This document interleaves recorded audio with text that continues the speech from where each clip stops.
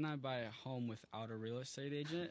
I always say anybody can do anything. You can install your own flooring. You can go ahead and build your own house if you want to. There's many things you can do and learn.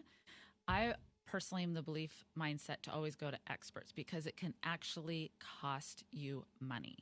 There's so many stories over the years, and when I coach other real estate agents and teach them, there's just more and more stories revealed. I could probably write a book on it. So a couple stories that just popped in my head right now last minute is probably one where someone bought a house without a real estate agent and they trusted an online place. I won't say the name on the value of the home, and they bought it, and then they found out that online place resource was off by over $500,000, that they overpaid for that home.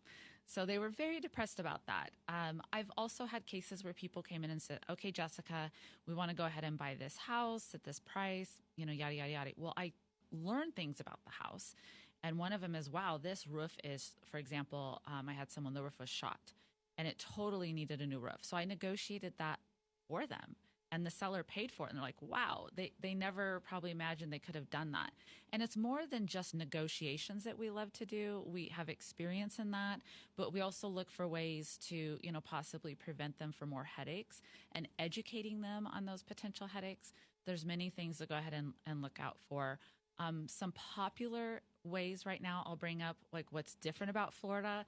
A lot of people say, what do you mean that's not going to be my real estate taxes? And I say, well, that home, that's not going to be the real estate taxes after you buy it.